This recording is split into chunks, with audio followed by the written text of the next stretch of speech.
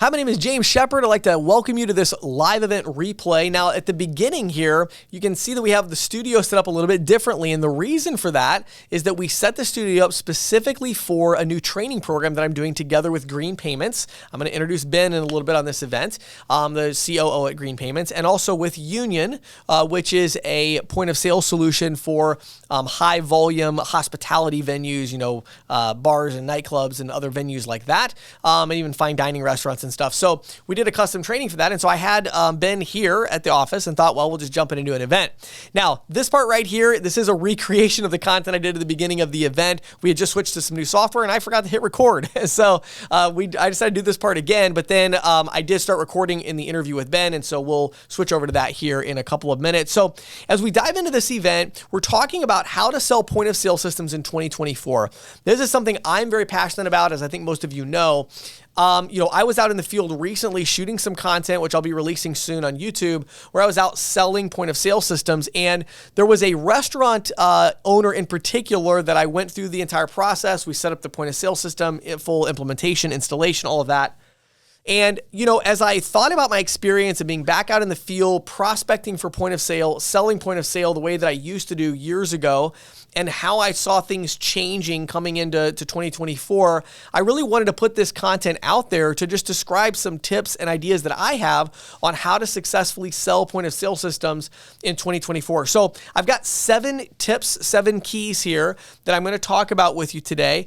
And these are my big kind of takeaways from my experience being out in the field. All right. And I hope that you're going to get some value from this. So without further ado, let's dive right into this. I'm going to go through these 7. Then I'm going to introduce Ben from Green Payments. And because I'm re-recording this part, I can tell you it's a fantastic interview. We really get very practical with, here are the concepts I'm going to give you, but what does that actually look like in practice for a 1099, working with an ISO? How does that all work to be able to really effectively sell point of sale solutions and figure out who does what, who does the installation, who does the demo, right? All of that. So these first 7 are kind of my high level thoughts and keys that I can give you to success in selling point of sale in 2024. So let's dive in.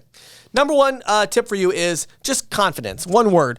When I was out in the field and I was walking in to talk to business owners, I was kind of reminded again of just how important it is to have confidence when you walk into a business. Now, this might seem really obvious to some of you, and I'll get into some more nuanced things here in a minute, but I think this gets overlooked a lot because your identity when you walk into a business and the way you think about yourself has a massive impact on the results that you're going to achieve. So if I walk into a business and I'm like, okay, I'm a sales agent, I'm kind of a nobody, I don't really know what I'm talking about yet, and I'm going to walk into a business with that mentality, I'm not going to do very well, right? For me, when I walk into a business, I'm walking in on an equal footing. I'm a business owner, they're a business owner. They're a local business person, I'm a local business person. So I walk in on kind of an equal footing with them. And I also walk in knowing that I have some expertise as it relates to point of sale. Now, when I say that, I don't mean that I'm an expert on the particular point of sale system that they are going to be utilizing. And I'll talk more about that in a little bit because that's just not realistic for most of you, to say you're going to know the ins and outs of every little feature and every little button and that you can click in a point of sale solution, because most likely if you're selling in your local market, you're going to probably be offering 3 or 4 different point of sale systems, potentially more than that. And there's just no way you're going to understand the complexity of all that. So when I talk about that expertise, what I'm talking about is the ability to connect the dots between business challenges and objectives with point of sale functionality and features. Right? So just kind of understanding, okay, what type of business am I talking to here? What kind of solution might be a good fit? What kind of questions do I need to ask them to uncover their challenges and their objectives? And then I want to connect that to the actual technology itself, right? Having that ability is crucial. And you're like, well, James, I don't have that, right? How do I get that? A couple things I'll tell you. Some simple things and then some more complicated things. Number 1, the simple thing, before you walk into a business, Get yourself in the right mindset. Don't walk in there depressed. Don't walk in there desperate. Don't walk in there feeling down on yourself. Do whatever you got to do, right? Listen to some Tony Robbins or Grant Cardone or whatever you want. If you're old like me, it's going to be Tom Hopkins and people like that, right? Get some music going, whatever it is that works for you to get yourself pumped up and positive and thinking, hey, I've got this, right? And understand that like your motive is pure. I'm walking into this business. I'm not trying to trick them. I'm not trying to give them something they don't want and they don't need. No, I'm actually going in there to give them value. That's why I'm walking into this place. I want to help this business owner. When you have that mentality, what you're going to find is you're going to do very, very well selling point of sale solutions. Now, the second part and where it gets a lot harder is that kind of how do you develop that confidence and expertise? I would love to tell you the magic formula for the expertise, but there is none. It's hard work. And it's hard work in ways that you may not have thought of before, right? You need to read books and you need to read magazines, especially industry-specific stuff. Your closing rate on point of sale is going to increase exponentially if you're reading, magazines to restaurant owners, magazines for retail owners, right? Whatever industries you're going into, reading those publications, reading books about how to start one of those businesses and how to run an effective restaurant operation and understanding the business context itself is crucial. Then you also have to play around with the technology, right? You get the point of sale system, you build a menu, you add some modifiers, you set up the online store, whatever it is. You've got to put in the time and the work to understand the system and to understand the businesses you're walking into. Now, again, you do not need to be an expert at running the business the way that the business owner is. You don't need to be an expert at the point of sale system the way that the point of sale tech support is, in my opinion. I don't think you need to be that far. What you need to be like half of both, right? Like you understand the context of the businesses you're going into and you understand the context or the general idea of what the point of sale system can do, and you're connecting those dots and asking the right questions. So walking in with confidence, level footing, crucial to your success. That's number one. Number two, when you walk into a business, you want to focus on that business. Don't focus on your business. When I walk into a business to sell a point of sale system, I don't walk in there talking about my point of sale system or talking about myself or talking about my company or talking about my solutions. When I go into a business, I talk about them. How long have they been there? Why are they in this particular business? How'd they get into it? What's their story? Then I get into more specific challenges, right? Like, what are the challenges you're facing right now? Okay. What are some of the challenges you foresee coming in the future? I don't care if it's related to the point of sale or not. I want to understand the business. I want to connect with that business owner by talking about their concerns, their needs, their business, right? Then and only then I'm able to bring the conversation around to talk about my point of sale system and what I potentially have to offer. But when you walk in, talk about their business, ask questions, be curious. And I'm also going to use this word genuine and authentic, right? These words, genuine and authentic, there's no way for me to kind of give you this like, here's step-by-step process of being genuine and authentic. There is none, right? It's just you either are or you're not. And if you're not, you're really going to struggle selling point of sale systems. When I go to a business, I'm getting myself into the right mindset of walking in there and I genuinely want to understand this business. What are their challenges? Like I'm going to be authentic. You get what you got. Like this is the real me. I'm going to talk about myself a little bit. And when I do, it's going to be authentic. Like I want to know what makes this business tick. I want to understand their challenges and I don't want to understand it just so I can sell them something. I actually genuinely want to get to know them and understand their business. That's crucial. Okay. That's number two. Number three, focus on the details. Okay. If you want to make progress in the sale, you focus on the details.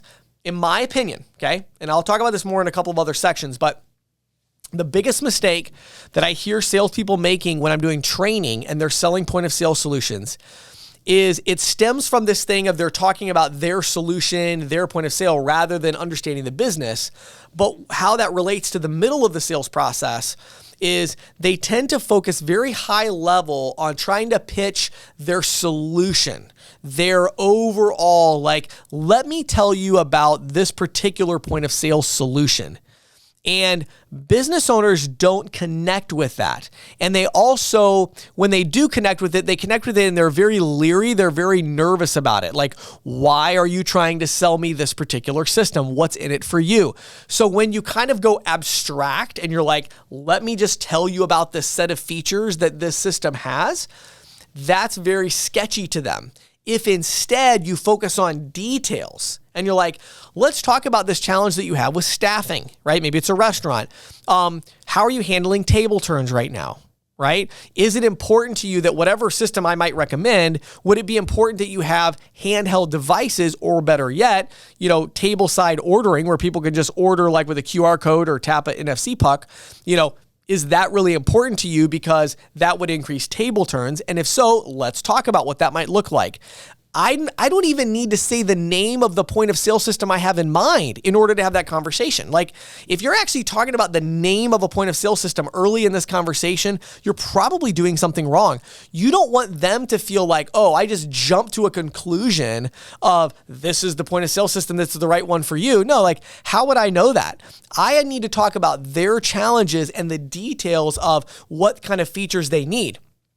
We all know most point of sale systems are going to have, if you took all the restaurant point of sale systems and put them into one bucket, they're going to share like 80% of the features, right? They all have menus, they all have modifiers, they all have users, they all have dashboards. Like this is like, very common, but it's like, there are these differences. They don't all have individual seats at tables in their table seating map. They don't all have like ingredients, right, for the recipes. There's these little differences. They don't all have mobile ordering with QR codes and NFC tap at the table, because not every restaurant needs those things. So you need to first find out what are their challenges, then be able to talk in terms of like a detail about the feature of like the detail, like this specific solution to their problem, without talking about the point of sale system that you're trying to pitch to them. That comes later. It's like you've already talked to them, you have some ideas, then you're like, okay, I really think that a good place to start would be to look at a system like Union, right? That's one we just got done shooting the training for. It's like, you have a lot of volume, you have a full liquor license, you have a large hospitality venue. I really think Union could do a lot for your business because you brought up X, Y, and Z, and those are all things where Union specializes. So let's do a demo of Union. Okay. Number 4, assume differential pricing right off the bat. When you're starting the conversation off and you're talking to them, we want to weave the dual pricing into the entire conversation. Now, obvious reason for this, of course, is your profitability, but it's also important because there are just a lot of complexities. Everybody kind of generally is like, well, dual pricing. They think of it like very simplistic, cash price, card price, or cash discounting or surcharging or whatever. But when you get into a point of sale environment, there's always some variables. There's always some things there that you have to think about more strategically. How does it work with gift cards? How does it work with this order type? What about tableside ordering for a restaurant? How does it deal with that tip adjust?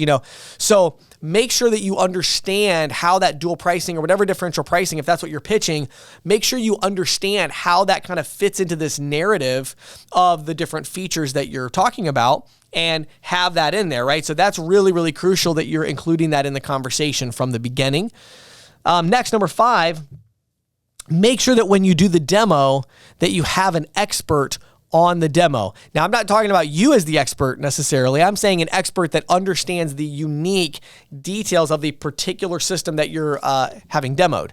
Why? Because again, a theme throughout this is, as I was selling this particular restaurant client that I have in mind here, and even talking to many others, it's like the details. I want to dive into the nitty gritty. Well, when you get in a demo, you even want to go further. Like, they're going to bring up detailed questions and you need to have answers to those questions. And the truth is, unless you are a real expert, not just on point of sale in general, but on this particular system, you're not going to be able to provide that level of value that they want. So I think that's crucial. Number 6, demo deep, not broad. Demo deep, not broad. When I hear most people do a demo of a point of sale system, I just want to put my head through the point of sale screen, Like, you're not demoing a system. You're not demoing a point of sale system. If you find yourself like, okay, let me demo this point of sale system. Why? Like, nobody wants that. They want you to go deep. A demo should be, let me give you a, 5-minute at most. I would rather even go 2 to 3 minute at most. Let me give you a very quick high-level introduction to this particular system. And I'm not going to show you the menu. I'm not going to show you the modifiers. I'm not going to show you any of that crap. Like, everybody knows that they have that. You just say, now, of course, our system has all the things you would expect in a restaurant point of sale system. X, Y, Z, da, da, da, da, da, da. In addition to that, where we really specialize is in 1, 2, and 3. And you know that 1, 2, and 3 kind of line up with their concerns that they already talked to you about, right? Then you're like, now, on our call, I know that you brought up this specific issue. Let's talk more about that and how the system can handle that. Now, as the agent, you probably have somebody else doing the demo from the point of sale company. So your role is to direct the conversation to these various topics that they've already brought up that are very detail oriented and specific. So you're doing the, have somebody else doing the demo, and you're like, hey, Susan's doing the demo for Bill, your potential client. And you're like, Susan, as we dive into this, Bill brought up a really good concern to me, which was right now they don't have a DoorDash integration. And I know that's something that your system does have. Could you walk him through how that works? Right? Then they do the DoorDash integration. Then you say, wow, that looks awesome. Great. Bill, any other questions on that? Okay. Now the next thing, Susan, I know one other thing that Bill brought up to me was, how does the tip adjusting work? We're talking about doing like dual pricing. So can you show what does that look like with the table side ordering? Do you see what I'm doing? The demo is about, here's the concern, show us the solution. And then you go deep. You don't just go surface level and it's like, oh, so they do have that feature. See, that's great. Let's move on. It's like, no. It's like, okay, that was the feature. Bill, what other questions did you have about that? And Bill might say, well, is there a report that shows how much revenue we collected from this program? And you're like, oh, what a great question. Susan, what do you think about that? Right? Now, Susan's like, oh, we do have a report. Let me show you that. If you go into the custom reports and you click here and here and here, like deep, not broad, deep. They need to come away going, okay, I have 3 to 5 major concerns. And this point of sale system, along with being a normal full feature point of sale system that does all the stuff I expect, it really knocks it out of the park with these 3 to 5 concerns that I really had. That is a good demo. Finally, number 7, we want to think about managing the expectations, and we're going to close with a timeline. Okay, so when we manage expectations throughout the entire process, let me give you a huge tip here. Okay, don't be afraid to share something negative with the prospect, to share something that you're not able to do. Okay.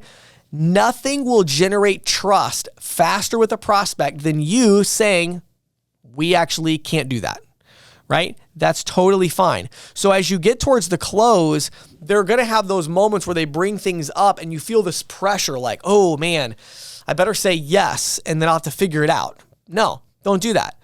It's fine to say, you know what? I'm so glad you brought that up. We actually do not offer that. And so that's a really important question of kind of this trade-off. There's no system out there that's going to do every single thing that you want, right? And in our case, that is one thing where we don't have a great feature for that. And so I guess my question to you is, how big of a deal is that versus the other benefits that we talked about? Do you see what I mean? Like that instantly they're like, oh, wow. So if there's some news that I don't want to hear, I can trust that this person's going to share that with me. Right? So we're managing expectations. Be realistic, be honest, be transparent the whole time. Okay? Always let people know, hey, you know what? I don't know what's going to go wrong when we do your installation, but something's going to go wrong. I tell everybody that, every single one. And they always kind of look at me like, oh, and I'm like, I'd be lying if I told you that I thought, oh, everything was going to go perfect. Like there will be a problem, but here's what I want you to know about that. Okay? I'm going to be here for you, right?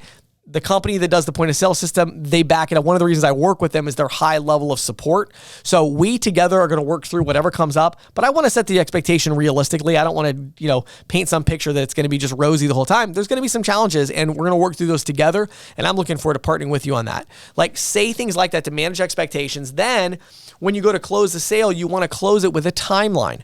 Okay. Don't close it and say like, well, what do you think? Should we move forward? You know, it's like, I'm going to do the Abraham Lincoln close. You know, it's like, no, this is not like 40 years ago. You know, you don't have to do that. Instead, what you want to do is you want to be assumptive and you want to close the timeline. So you say, okay, so I think we got all the questions answered. I think I have everything I need. Do you have any other questions remaining for me before we kind of, you know, look at some of these things and write some notes down? And it's like, no, we're good. Okay, great. So let's talk about timeline for a minute. Now, usually what will happen is it takes us X amount of time to build the menu. Then we do this, then it ships out, and you just walk them through the timeline. And you're like, so the first step on the process would be that we want to get this menu build done. And what I need before that is we need to get this paperwork. So let's go ahead and jump into that and I'll see what we got to do here. And you just jump in and you start working on it. Talk about the timeline, close on the timeline. Once you both agree, if you close somebody on a timeline, right? Now you have a sense of urgency. If you just close somebody and say, you know, what do you think? And they're like, we'll give it a shot. You're like, okay, cool. Well, now you have no sense of urgency. If they put you off for months on end, it's like you have no sense of urgency there, right? So, you know, that's a problem. Then, you know, if you say instead the timeline, you're like, well, we definitely want to have this done by Friday and we want to have this done by next Wednesday, and then we should be able to do the complete installation by 2 weeks from today. You know, if you set this timeline and say, how does that work for you? And they're like, yeah, I think that timeline works. Well, number one, you just closed the sale. But number two, you now have this sense of urgency where when they don't give you the paperwork, you're like, hey, I did tell our team that we were going to be on track to get this done by Friday. So I definitely do want to make sure I get this paperwork done before then, as we both agreed. So I'll swing by tomorrow. What's a good time for you? So we have a sense of urgency, like a foundation that we can build on top of. All right.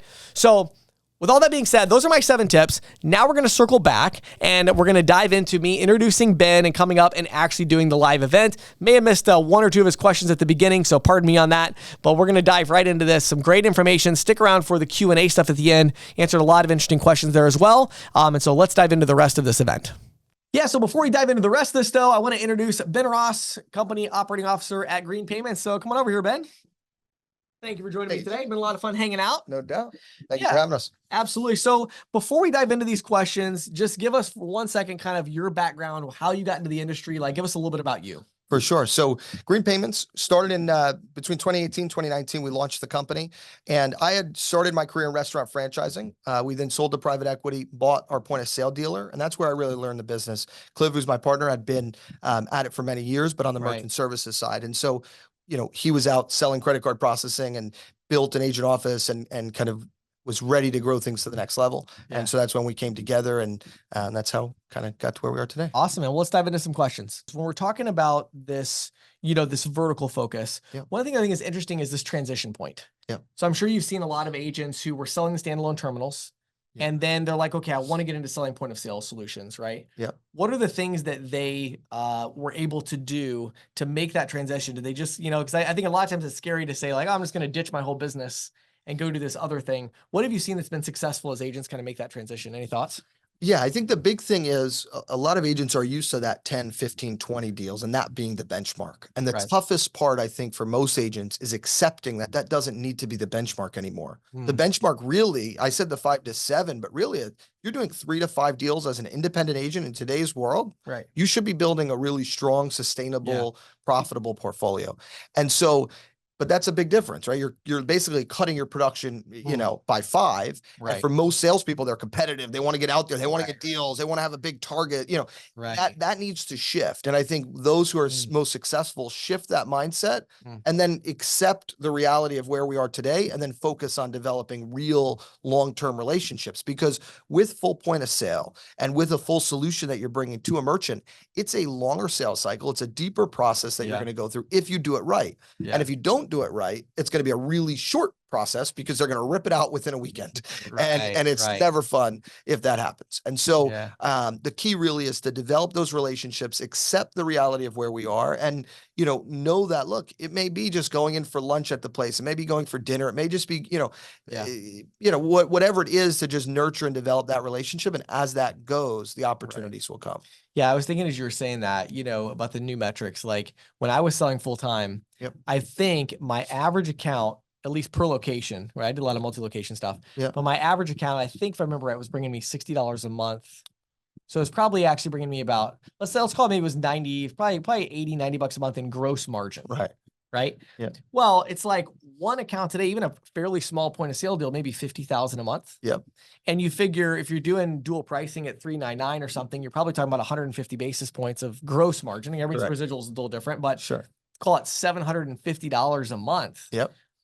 So that one sale I made, I mean, today in today's dollars, that's like 7 of those or 8 of those, Yep. you know? Yep. So I think that's a really good point. I think agents need to understand it's like, and the other thing interesting too, is those accounts would cancel in like 3-4 years. There's no stickiness. There's no stickiness unless I was the only stickiness. If I maintained the relationship, I could keep them. Yep. But the technology wasn't doing any work for me. Whereas if you could put a really good point of sale system in and you do it right. Yep. I mean, they're sticking around for a long, long time. 100%. And look, and the reality now is places that you're pulling point of sale out of, a lot of times they've had that point of sale for many years. And that's why they just have a side terminal, or maybe it's integrated and it was acquired by someone and now they're willing to pull it out. But a lot of times they've had it, 10, 15 years and now they're willing to take it out. Well, look, if you can get in there and be in there for the next 10, 15 years, what does that look like? And then on top of that, if it's 5X the margin, right. I mean, so now it's just the numbers just make sense. And so, you can do, it's not necessarily, 20% the effort, right? But it's, 20% the number of deals, but still getting the same result. Sure. Okay. So what are the question? And then I want to dig into some of the stuff with Union that we did today, just kind of as a good case study, but let's talk about dual pricing for a minute. Sure. How prevalent is this in your portfolio? Meaning, the next 100 point of sale deals that come through, what percentage of those are going to be on some type of differential pricing versus traditional these days? Yeah, I'd say 70 to 80%. So it's a big part of it. Huge. It's a big part of it. And I think it's because most retail, most restaurants, so that side of it, but even on, the automotive side, I mean, there's certain verticals that it's tougher to communicate, some of the medical and some of that can be tougher. Still happens, right? But it's just tougher because of the nature of those verticals. But yeah, I mean, it's a lot of what we see. And because, look, at the end of the day, with the margins being what they are, you're able to help offset equipment, offset the transition costs, just makes it easier. So those deals are the ones that get done. And because of that, it's definitely the large majority. Okay, so what I'm going to do is I'm going to switch gears a little bit. I want to talk about vertical specific for a minute. So let's talk about Union for a minute. And for those, again, that maybe missed the very beginning of this, the reason we're in this studio that looks a little different than my normal is my team actually set this up specifically for Union, which came in and did a whole, we did some training today and shot some content that'll be coming out soon.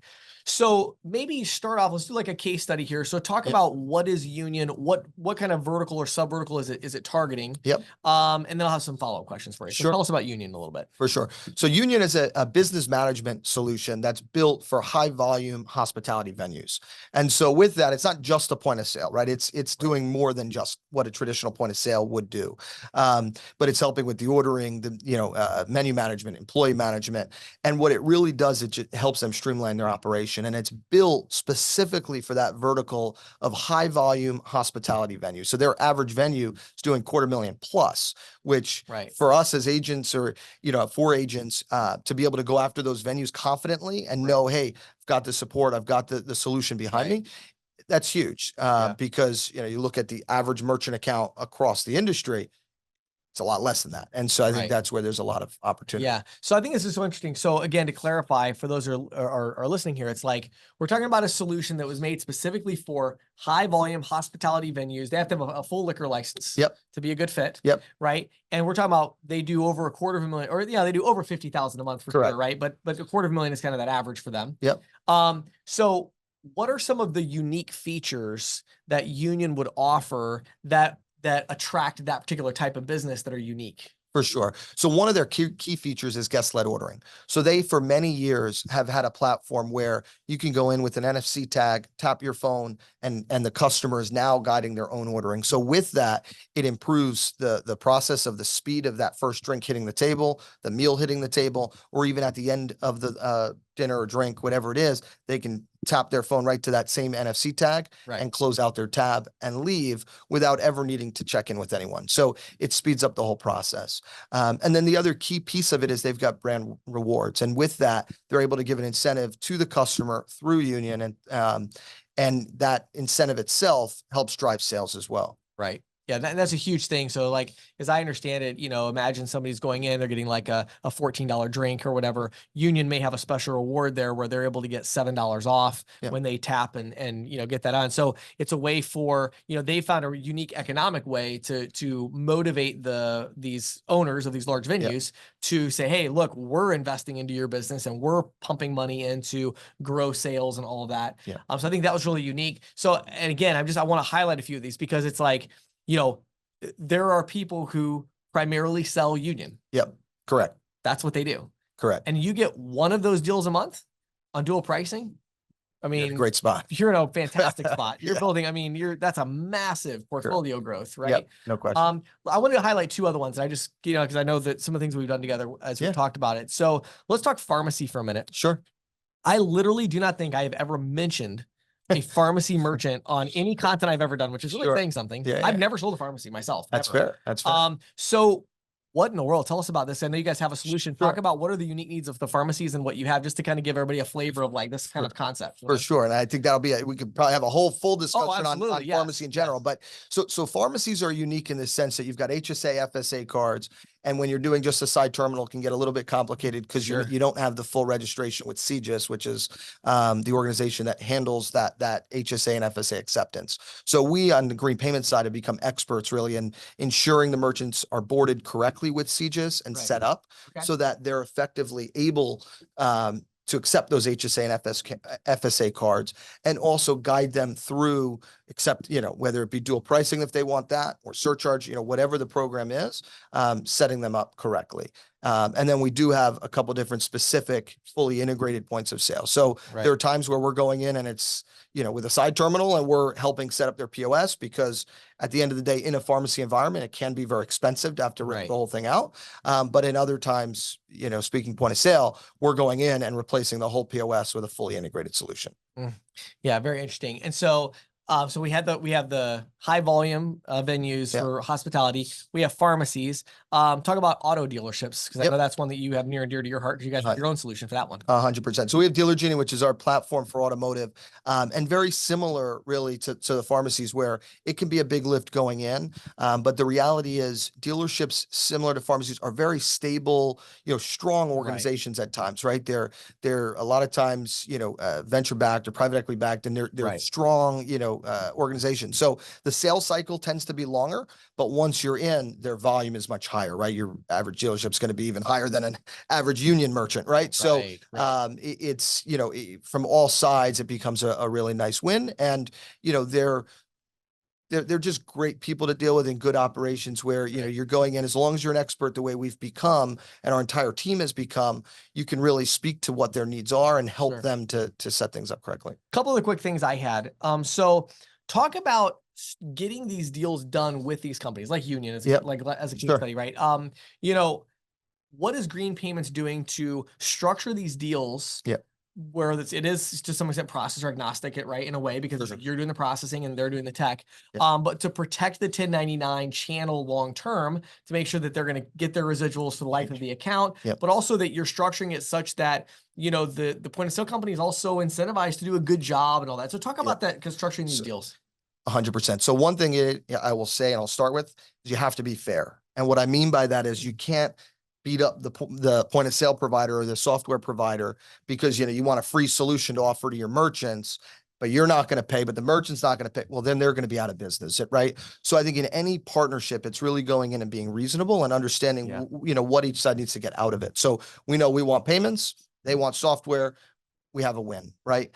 There are times where you go to a company and, well, we kind of want the payments and then you have to have different conversations to say, hey, we got to make sure we're not going to be stepping on each other's toes. So I will say there are some solutions that we will integrate with that can go nameless today, but they also want the payments, right? And so we know that's not a primary solution we're going to support and put out there. Now, if that's all the merchant wants, because they've seen it, they have it at another one of their venues, of course, we're not going to force them to go with something else, but we're going to make it clear, look, we can help you today, but long-term, we may need to look at a different solution.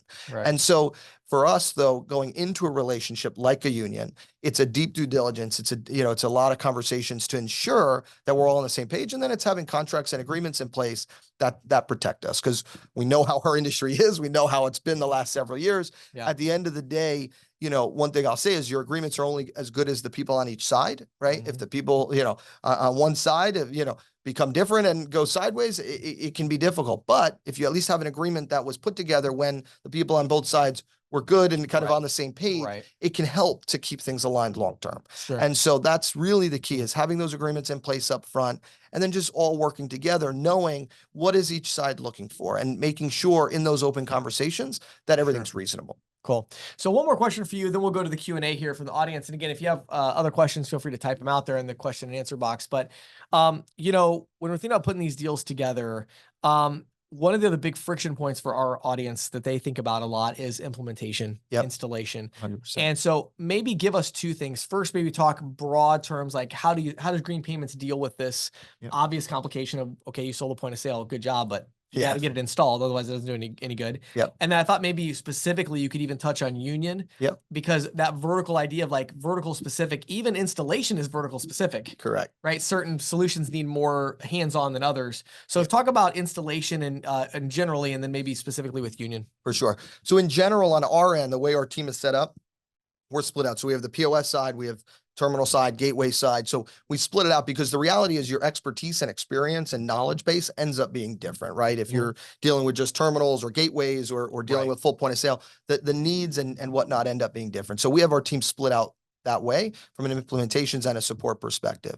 And with that, we have a process laid out for any of the solutions that we offer. So whether it be Dealer Genie in the, in a dealership space, or it be, even just kind of a basic point of sale, at the end of the day, we've got a process there that's going to include menu programming, confirming the network set, confirming, everything is where it needs to be. If there's certain employees, we need to set up access. Well, what access levels do each need? So that when we're on site, whether we come in person on site or the agent is local and they handle it, if it's just a basic terminal, in that scenario, at the end of the day, we want to have all that information. So before we're going and doing a full point of sale install, we want to know, who are all your employees? Let's make sure they're loaded in, make sure all your items are in. You've tested the menu. You've had a chance to play around with the menu. We go through item by item, make sure that the modifiers are set correctly, and everything is as it needs to be. So that's kind of the general implementations process. It can't just be, we sign the deal, it's Tuesday, let's get it up Thursday because they need to be open for the weekend, or we want the sales from this weekend because it's a holiday and it's going to be really busy.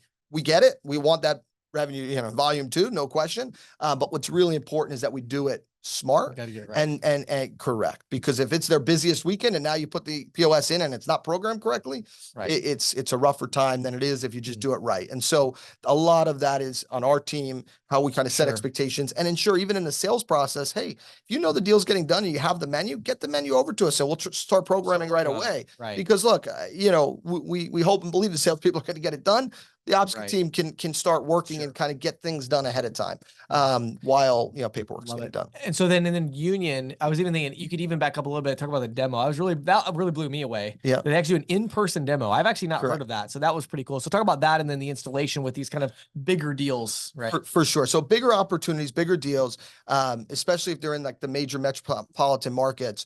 Union specifically, and some of the other solutions that we work with as well, will go in person and demo it. So we'll always have a discovery call up front just to get kind of a baseline, make sure that it's the right fit. Do you have full liquor? What are your needs? What are you looking for? Get just a general idea. And then assuming it's a good fit, we then schedule that demo, come in person. Especially with hospitality operators, they're touch and feel type people, right? They're face to face. They want to see it, play around with it, press the buttons. Can I see it? Can I look at it? If I'm moving quick, there's just that tangible reality that they live in. And so it helps. And I think that's something we found to be super successful with Union. We can go in, check the network, look at what hardware they need, get a feel for their operational flow. There are times where we're even removing numbers of stations that they need because we find out, hey, with guest-led ordering, you don't need that station. You can now add a table or, put something else in that area, move the bar or whatever it may be, to make it more functional instead of just having another POS on the ground. Right. And then talk about the installation. Obviously it could be a little more involved with some of these bigger operations like that. How does that For go sure. with Union specifically? So for sure. So with Union specifically, they've got a network team that's in-house. They'll work either with the merchant's IT or they'll go in directly and set up the network for the system, wiring, check all of that, ensure everything's set. And then when it comes to the actual go live and the install and go live, there'll be on-site support as well. So just like with the demo where there's someone in person, the actual install will be in person and the go live. So you're having an extra layer of, hey, I'm in person, something needs to be changed, something needs to be updated. It's not, let me call, let me reach out. You know, it's all there. They obviously do have 24/7 backline phone support, chat support, all of that. Sure. But during that go live, especially in high volume venues, they're moving fast. If you're not keeping up with their speed, the frustration level drives quick. And so that's something that we found to be super successful in how they do it. Yeah. So I think for our audience, and I'm going to pull up the questions here. I think for our audience, you know, the thing I really wanted to pull out of this for all of you was just the level of specificity of like, you know, wow, for this vertical, here's what we have to do. For this vertical, here's what we have to do. So I think it's time for all of you. And I want to circle back to this transition point is like, you really need to be thinking about, you know, you really need to be thinking about going to this vertical and transitioning to say, okay, I'm still going to sell my 5, 6, 7, 8, 10 terminal deals a month. Yep. But you're going to take one day a week, right?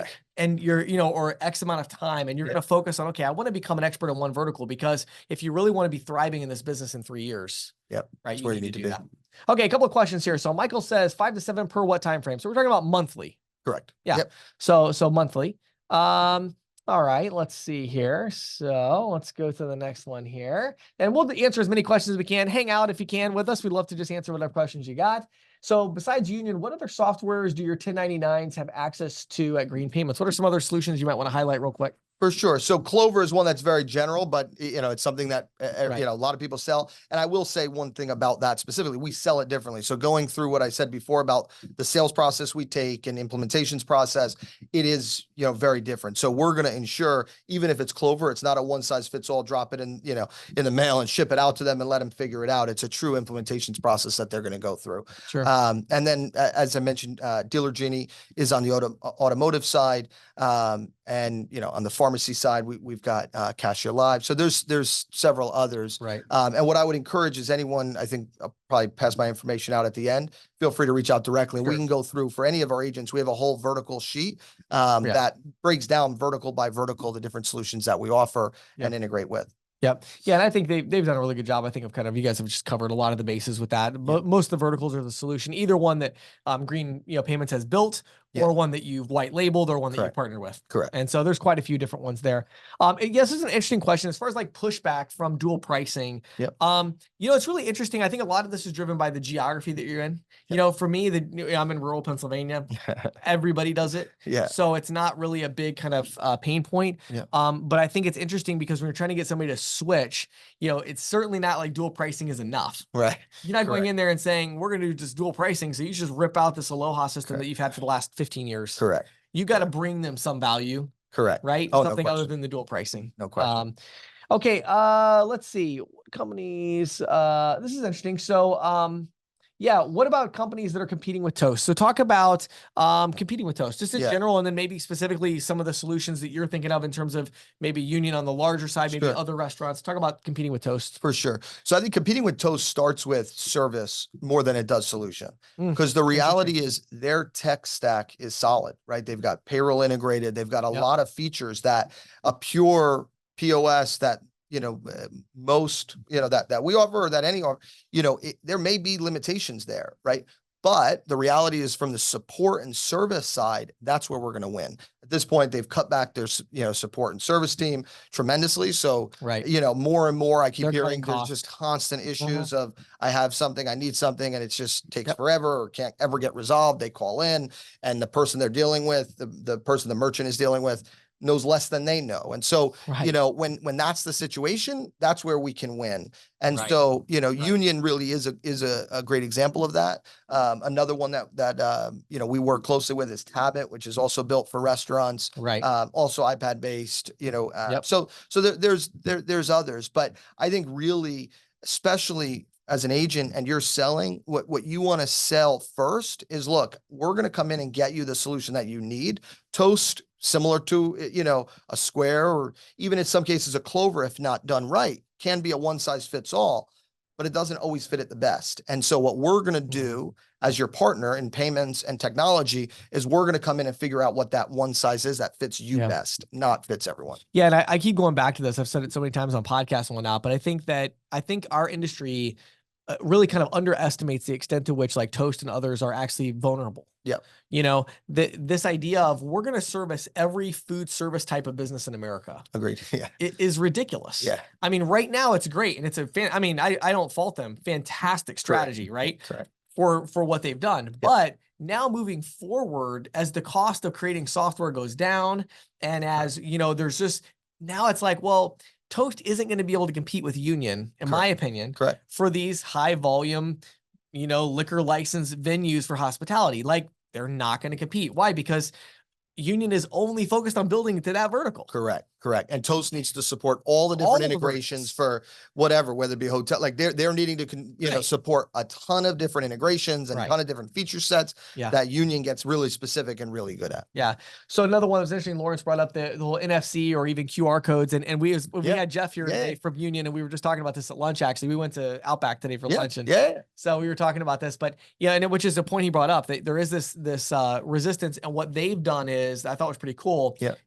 First of all, it's like, get the system in there. Correct. That's the first step, is like, you got to sell them on, hey, get the system in. Yep. You're eventually going to want to have some kind of digital experience for your customers. Yep. They're going to, I go to fine dining restaurants all the time with my wife. Yeah. There is almost never a time that I'm not annoyed at the end that I have to wait for the waitress. 100%. That's the biggest feature. Yeah. So, and I know your team was involved in the event we did recently at Watermark in Asbury Park, New Jersey. Yeah. And one of the key things there is they were not a fan of the guest-led ordering. They're used to, it started out, it's now a lounge venue, event venue, wedding venue. Right. But when it started, it was a cocktail lounge, and it's still that in a lot of ways. So they're very much about explaining the cocktails, how they're made, what's in them.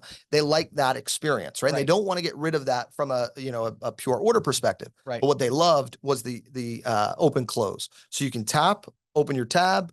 Now server comes over. What do you want? They can have that human interaction. Then when you're ready to leave, you want to, go wherever, boom, you can close and you're done. And then on top of that, what that does is it saves what your order was. So now the next time you open up, that server sees what you order. Yep. Oh, you always order this. You forgot to order that this time. Did you want one? Yeah. Oh, you normally get that chocolate cake. Are you sure you're too full today? Correct. Okay, so I'm going to try we have so many questions. I'm going to buzz through a few more of these real quick. This one we covered a little bit, but I want to touch on it again. How do you help a rep who, selling terminals that wants to transition? And I just want to reiterate, I think that, the key is that you need to dedicate some time to this and understand you're probably not going to be fantastic at it initially. Correct. Like, you got to figure out it's a new form of prospecting. You mentioned the sales cycle is longer. For sure. The implementation is very different. So I think you need to have a really good partner like a Green Payments, where you've got some support behind you, you've got some infrastructure. And then you just have to commit the time, right, to actually just go and do the thing and figure it out. That's right. And the other thing I'll add is, on our end, we've got a weekly training program that we do, and it rotates every 7-8 weeks. But part of that is getting deep on the different solutions and the different verticals. So you can then choose which ones you want to get involved in. But it really does then come down to learning it. And the other side is, our team is going to help you on that discovery call. They're going to help set up and figure out what the right solution is. Right. So you're not expected to know it. The real key is all you're expected to do, similar to a terminal deal, is get a statement. Right. And bring it to the team, and then let us jump in and help guide the conversations from there. Right. As you become more of an expert, you'll dig in yourself. Yeah. So, and again, I won't get to all these questions today, but I will make sure we kind of share these with the Green Payments team. Maybe they can reach out and do a few of these others. So some of these are very specific to Union and stuff, but this is a good one. So somebody, was it here? Jose did his first Clover deal. Sure. Clover support was lacking. Right. Sure. Talk a little bit more in depth about what do you do at Green Payments to make these Clover deals? Because it's a good system. It is. But it's just, what are you guys doing on top of what they do? For sure. So I mentioned it a little bit before, where there's that implementation process. Our team in-house is doing that. So Clover, at the end of the day, they're there to support 911 emergencies, system down, big issues. Right. And a lot of times, even to that extent, it's a phone call to tell you that there's an issue. It's not necessarily always going to resolve the issue. Right. Our team is the one that's going to get involved and do that. So in-house, we have our own 24/7 support team.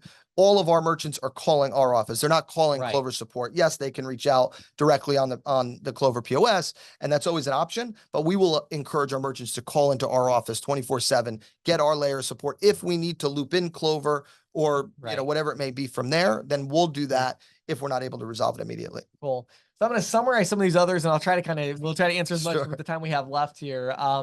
So let's talk about equipment cost. That's come up in several of these. Yep. What is your approach to equipment cost in general, and specifically with Union? Obviously, is a little more expensive. So. For sure. So on average, different systems are going to have different costs. Most are between $2,000 and $3,000 a station, right? Depends on if they're going to have on-site install or not. Depends on, is it iPad-based hardware, Windows-based? It all varies. The one thing I will say is for our partners, we do work, have different programs that we'll put in place, whether it's, a placement program where we're placing the system and then either billing it against residual or billing it to the merchant monthly. There's different ways that we can set things up to try to ensure cost isn't the deterrent. Well, especially if it's a solid deal, we don't want the cost of entry to be the reason that they don't move forward. I come from the restaurant business. So even in that world, I mean, look, our Coke machine, our Pepsi machine, they put it in and then they sold Coke and Pepsi, right? So we try to use that mentality and that kind of approach where it makes sense. So that's kind of the general. And I think getting a lot of these bigger deals done, it's just, the whole industry has gotten more complex. Correct. Right. And that's kind of leaked into everything. It's not anymore like, well, here's our free placement program. Right. It's like, well, does it make sense? This deal needs $50,000 worth of equipment. Right. Maybe that makes sense. Maybe it doesn't. Right. Right. Maybe we need some money from the agent residual. Maybe we're able to cover, so I feel like there's always this kind of, understanding that there's a new level of complexity. Correct. And I think ultimately finding a partner that's saying, okay, we're willing to make investments that make sense. Yep. I think that's about as good as that you can get. 100%. The other thing I thought was really interesting is so many of these questions kind of go away when it's vertical specific stuff. Yeah. So things about the cost, and it's like, well, as an example, Union, some people have brought up, well, their software fees are more than Clover. Yep. Absolutely. Right. We're but we're going after vertical where they're doing $250,000 a month. Correct. How much do they care about $70 a month or whatever it might be for this or that? Like or an extra station, that's trivial. Right. And so I think ultimately though, when you think about it in terms of there's this investment that's being made, if you have a valid way to go in and say, here is how we're going to reduce your cost. Yep. And, or here is how we're going to increase your revenue. Yep.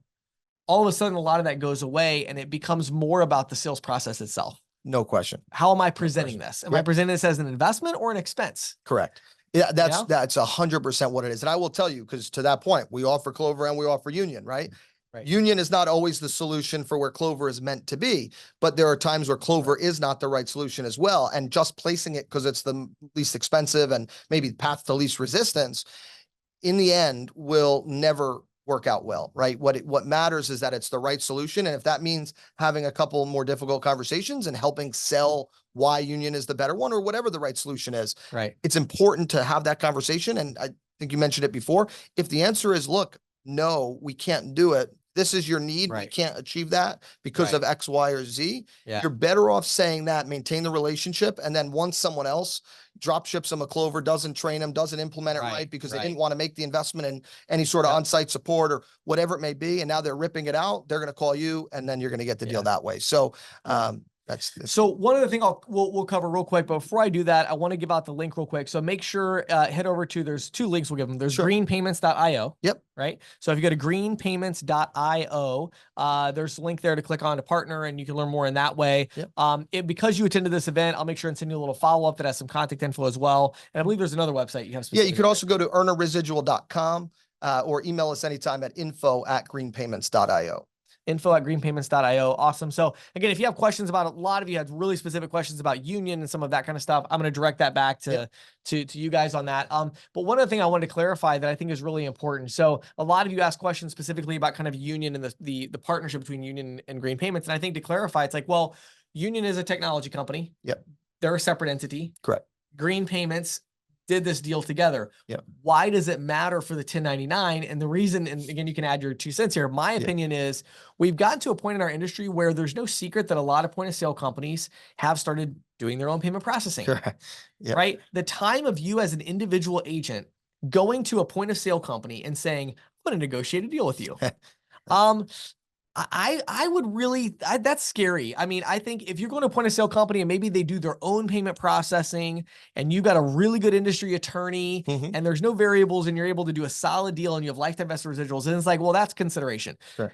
If you're talking about doing a deal with any other company, and again, Union seems like a fantastic company, right? But it's like, no matter who it is, it's very important that you have a partnership. So like in Green Payments case where you want these companies, and I'm trying to highlight companies that are doing these deals right. Yeah. And making sure that the agreements are solid. And not only that, but there's almost always this layer that does need to be there. You mentioned discovery calls. Correct. Correct. Then Union does the demo, Union does the install, Right. Union helps, like, so you have all this, but I feel like there's always, and like we just talked about Clover, there's just always this kind of necessary layer. Correct. That needs to be there for that 1099 to be really successful in selling point of sale. I don't know if you have anything else to add to that, but that was, It's well said. And it is spot on. And yes, whether it be a Union or many of the other solutions that aren't the ones that we've developed in-house, will obviously work with others and have other agreements out there, or may do some of their own direct stuff. But what matters is that we've fully vetted them, and we will be very candid up front if they're one that has agreed to a non-solicitation where we're fully protected, or if they're one that says, well, we're not going to go after them, but we won't put it in writing. Well, then we're going to make that clear too, right? Because to us, if they're not willing to put it in writing, sure, they may let us integrate payments and we'll make money for now. But inevitably, that means they're expecting to pull the rug at some point. And that's, we're very open and candid about those conversations, because to your point, there's no more, smoky, fog in the air. I mean, it's clear what many companies, goals are, and that's okay. That's their business. Right. Our job at Green Payments is to ensure that we and our partners are protected. And that's what we work at every day. Yeah. And I think ultimately we've gotten to a point, I've mentioned it several times, but we've gotten to this point where there is this level of complexity in the industry. And so I think, like, some people mention questions about kind of what value does Green Payments add? How do you fit into the ecosystem? And I think ultimately there is complexity now. Yeah. And so as a 1099, it's not anymore about like, I need a company that's going to pay me residual and ship out my terminal. Right. Like, you need a partnership. You need a partner financially. There's going to be deals where you need a lot of money to do the deal, and you need a company that backs you financially. You need a partner in terms of support. You need a partner in terms of partnerships with outsiders. And like we just talked about, structuring those deals. So I think that's where we have to look at moving forward. So again, I'll give you the link one more time. It is greenpayments.io, or you go to, it's earnaresidual.com. Yep. So earnaresidual.com, or go to greenpayments.io, or email info at greenpayments.io. There was a lot more questions. Sorry, we couldn't get to all of them. We did our best, but I'm going to let everybody go here. But thanks everybody so much for taking your time out of your busy schedules to join us. We will do our best to get a replay posted here in the next few days on YouTube as well. So thanks everybody so much, and hope you all have a fantastic rest of your week. Thanks everyone.